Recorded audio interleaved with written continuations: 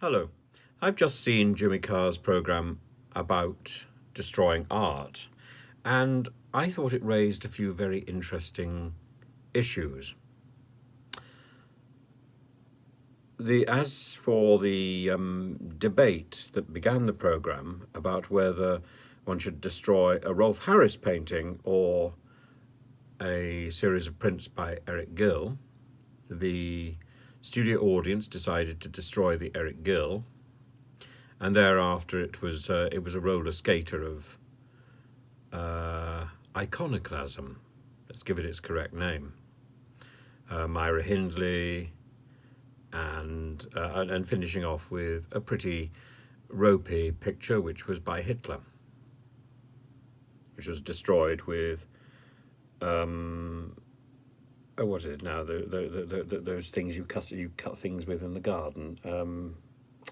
I can't really call them saws, band saws. No. Anyway,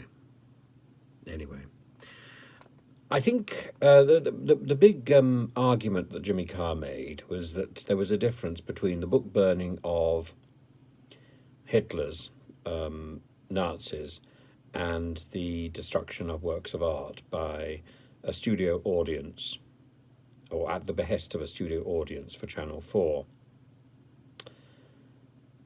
I'm afraid both of those things were iconoclasts. It was an example of iconoclasm. And iconoclasm is a heinous assault on history. We've seen a few iconoclast movements. One in the 7th century, I think, or 8th century, in Byzantium. One in the Commonwealth in the UK of Cromwell. And I hope we're not ushering in a new iconoclasm based on some sort of morality about the identity and nature of the artist. The artist is simply the vehicle through whom the art is realized. And I think there have been some heinous and detestable artists over time, both the visual artists, both the music artists, and so on. But the art remains. I mean, Carl Orff, for example, the court composer to the Third Reich, and yet Carmina Burana, a tremendous piece of work, actually, and Carmina Cotulai, also a tremendous piece of work, though very few people know about it. I am deeply opposed to book burning. I'm deeply opposed to destroying art. And I was horrified by this program and by the sanctimonious pleasure of Jimmy Carr. And part of the pleasure that he seemed to have in destroying particularly the Hitler chainsaws, that's what I was looking for, chainsaws. Part of the pleasure he seemed to have was after he decided that the Hitler picture wasn't very good. Now, what if it had been good? The other problem was, somebody did point out that the Rolf Harris picture wasn't very good. Rolf Harris was not a painter. I shouldn't talk about him in the past yet.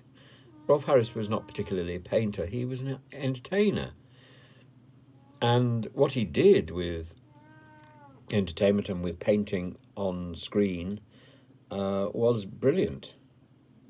And he was very inspirational, I'm sure, in introducing a whole generation to art and entertainment.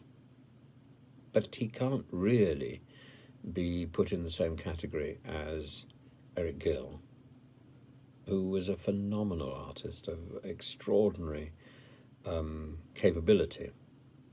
And as the program pointed out, even if we dismiss the religious and secular artwork, the drawings that he produced and the sculptures that he produced.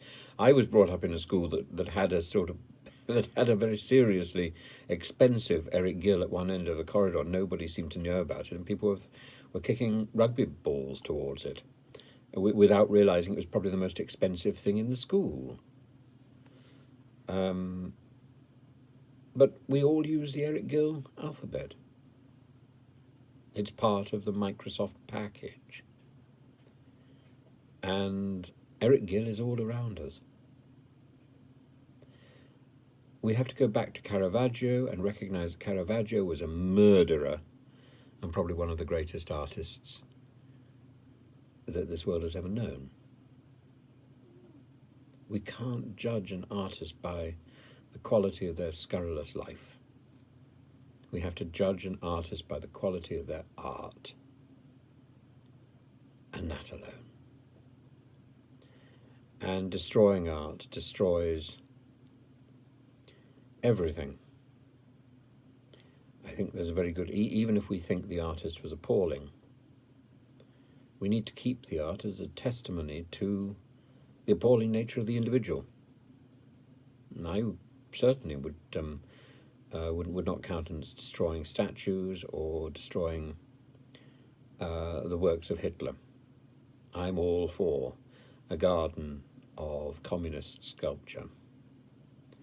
I'm all for putting statues in their context, not by putting little signs on them, but by erecting more statues which place what we've got within a proper context, so we can see things in the way that history, as it develops, has come to understand what is the correct place. So, yeah, those people who profited from slavery must be placed alongside. We must place alongside monuments to the people they abused. If we take down the statues of people who are wrongly or were wrongly celebrated in the past, then we are destroying history. And we shouldn't destroy history. That's not the way forward.